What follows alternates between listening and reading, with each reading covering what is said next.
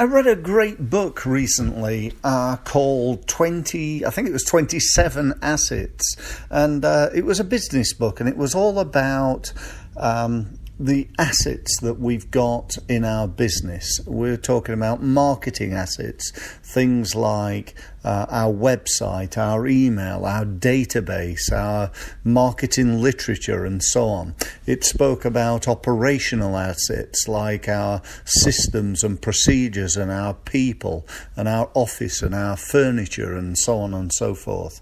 It spoke about financial assets like the way how effective we are at bookkeeping and managing our business. It spoke about operational type assets like the way our business looks and feels and looks after customers.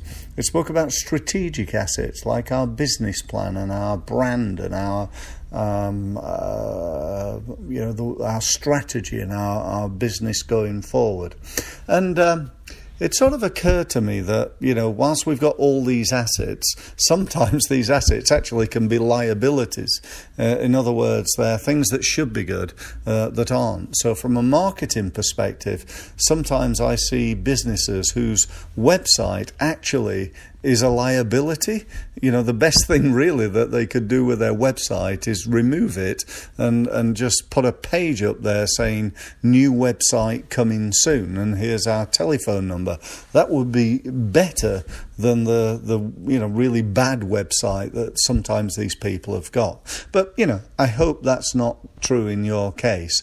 What I want you to think about, my message behind the podcast today, is to maybe make a list of each and every asset in your business and do an assessment of that asset, maybe just simply on a scale of 1 to 10, with 1 being awful and 10 being brilliant.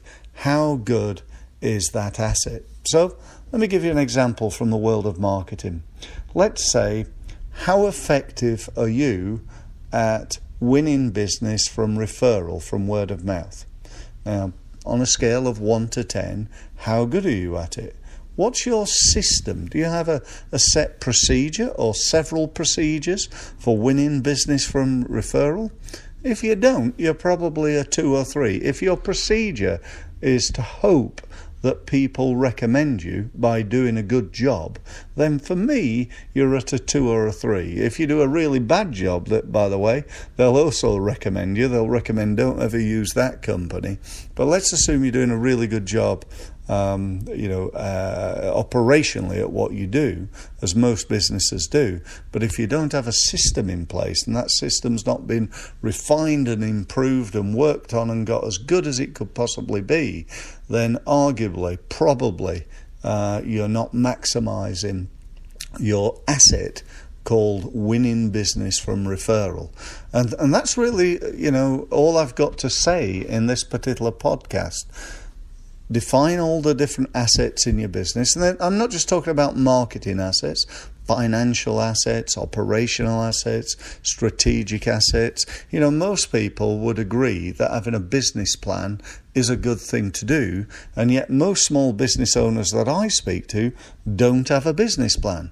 How could that be, you may ask? But often they've either don't have a plan or they've got a plan that they wrote a few years ago. And a business plan should be an updated thing that we're using and working with on an ongoing basis. So define your assets, rate yourself on a scale of 1 to 10 with each asset. Maybe prioritize those assets. Which ones are you going to work on right now or maybe over the next 6 months? And then go to work on those assets. And one thing I will tell you about this as well, and that is having assets in your business that work well is one surefire way to increase and improve the value of your business. I'll give you one quick example before I finish. Can you imagine if I wanted to sell you my business and I said to you, buy my business. Let me just talk to you about my database. I've got 150 people in my database. I hardly ever communicate with those people. I'm on LinkedIn, but I've not really got a very good database. I'm only connected to 200 people on LinkedIn, and no, I don't really ever communicate with them either. I'm on Facebook, and I don't really do very much, and I'm on Twitter, but I haven't tweeted for 3.5 years. How would you rate my business compared with if I said to you, I've got an opted-in email list of 50,000 people who have been getting regular emails every week for me for several years. Many of them have turned into customers. I've got a Twitter following of over 50,000 people. I've got a LinkedIn database of 5,000 people that I've uploaded into my email system, and we market to them as part of our ongoing email marketing, as well as marketing to them on LinkedIn. I've got over 5,000 personal contacts on Facebook, and my company page has got over 50,000 followers. Which one of those businesses would you like to buy? And how much would you be willing to pay for it? I'm sure you know the answer. So that's my message for today.